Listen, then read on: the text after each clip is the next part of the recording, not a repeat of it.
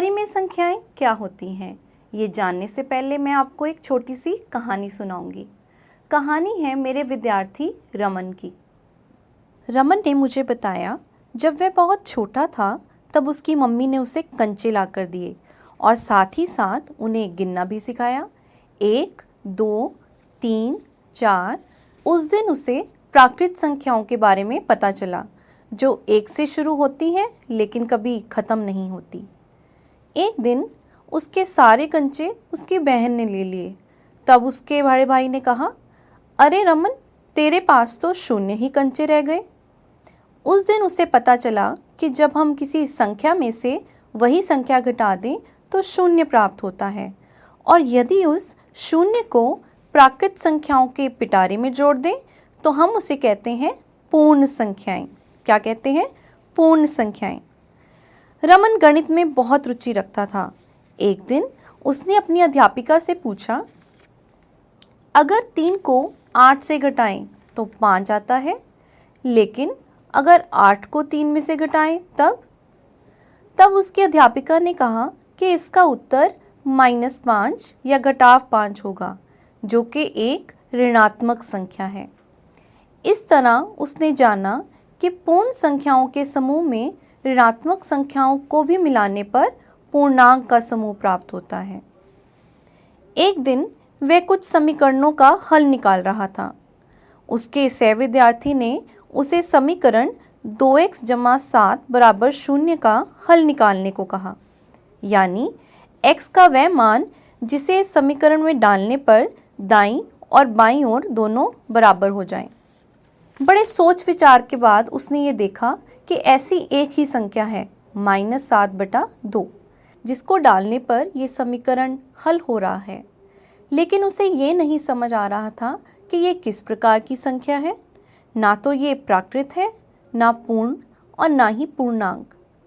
तो बच्चों, ऐसी संख्या को हम परिमेय संख्या कहते हैं, यानी जिस संख्या को हम p/q के रूप में लिख सकें, जहाँ p और q पूर्णांक है और q 0 नहीं है। q को 0 नहीं ले सकते क्योंकि किसी संख्या का 0 से विभाजन परिभाषित ही नहीं है। ज़रा सोच विचार कीजिए, क्या 1, 2, 3, 4 ये भी परिमेय संख्याएं हैं?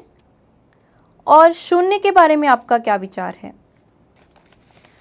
तो बच्चों, अब हमें पता चल गया कि परिमेय संख्याएं क्या होती हैं। तो चलिए इनके साथ खेलते हैं। आप सभी कोई 2 परिमेय संख्याएं ले लो, कोई भी अपनी मर्जी की। अरे गिल्लू, तुमने कौन सी संख्याएं ली? अच्छा, 1/2 और 3/5। तो चलिए अब आप अपनी अपनी संख्याओं को एक बार जोड़िए, फिर एक बार घटाइए, गुणा कीजिए और ज़रा भाग कीजिए। जब गिल्लू ने ये क्रियाएं की तो उसके ये उत्तर आए। जोड़ने पर 11/10, घटाने पर -1/10, गुणा करने पर 3/10 और भाग करने पर 5/6। क्या गिल्लू की तरह आपका उत्तर भी परिमेय संख्याएं आया? और क्या ये हर बार हो रहा है? अब कोई और परिमेय संख्याओं के युग्म को लेकर इसी तरह कीजिए। अरे, ये क्या हुआ? गिल्लू ने 2 परिमेय संख्याएं ली, 3/4 और 0। 0 को ले सकते हैं ना, क्योंकि 0/1 भी तो परिमेय संख्या है। जब उसने जोड़ा तब उसने 3/4 पाया, घटाने पर 3/4, गुणा करने पर 0, लेकिन भाग करने पर उसे एक दिक्कत आ रही है। 0 से भाग करना तो परिभाषित ही नहीं। इसका मतलब भाग करने पर उत्तर जो है वो परिमेय संख्या नहीं है। तो हम क्या कह सकते हैं? यहाँ से क्या निष्कर्ष निकाल सकते हैं? परिमेय संख्याएं योग के अंतर्गत संवृत हैं, व्यवकलन के अंतर्गत भी संवृत हैं, गुणन के अंतर्गत भी, लेकिन भाग के अंतर्गत वह संवृत नहीं है। तो देखा बच्चों, खेल खेल में ही हमने परिमेय संख्याओं के पहले गुण यानी संवृत गुण के बारे में पढ़ा। अब हम परिमेय संख्याओं के दूसरे गुण यानी क्रम विनिमयता के बारे में पढ़ेंगे। अब हम कोई दो संख्याएं लेंगे। चलिए लेते हैं 1/2 और 1/3। इनको जोड़ते हैं। उत्तर आया 5/6। अरे गिल्लू, तुमने तो इसे उल्टा जोड़ दिया, लेकिन उत्तर तो वही आ रहा है। इसका मतलब 1/2 जमा 1/3 बराबर है 1/3 जमा 1/2। अब आप कुछ और परिमेय संख्याएं लेकर क्रम उल्टा करके जोड़ें। क्या हर बार उत्तर वही आता है? यदि हाँ, तो हम व्यापक रूप से लिख सकते हैं कि दो परिमेय संख्याएं a और b के लिए a जमा b बराबर b जमा a होता है। इसे योग के अंतर्गत क्रम विनिमयता भी कहते हैं। अब हम व्यवकलन के अंतर्गत क्रम विनिमयता की बात करेंगे। आप अपने मन से कोई भी दो परिमेय संख्याएं लेंगे और उनको घटाएंगे। अब अगली बार आप उनका क्रम उल्टा कर कर घटाएंगे। क्या आपका उत्तर वही आता है? तो अपनी इस जांच के आधार पर आप बताइए कि क्या क्रम विनिमयता व्यवकलन के लिए भी सही है? चलिए कोई दो परिमेय संख्याओं को गुणा करते हैं। -2/3 गुणा 4/5 और फिर उनका क्रम भी उल्टा कर देते हैं।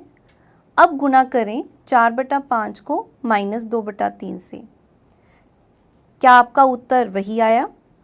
लेकिन आप ऐसे और युग्म लेकर ही ये निष्कर्ष निकाल सकते हैं कि गुणन क्रम विनिमय है या नहीं, यानी व्यापक रूप से a गुणा b बराबर b गुणा a है। आइए अब भाग के लिए प्रेक्षण करें। दो परिमेय संख्याएं लेते हैं 1/2 और 1/3। 1/2 भाग 1/3 बराबर 1/2 गुणा 3/1 यानी कि 3/2 आया और 1/3 भाग 1/2 करने पर हमारे पास उत्तर 2/3 आया। देखिए उत्तर अलग है, यानी परिमेय संख्याएं भाग के अंतर्गत क्रम विनिमय नहीं है। तो आइए एक सारणी बनाते हैं जहां पर हम अपने निष्कर्षों को लिखेंगे।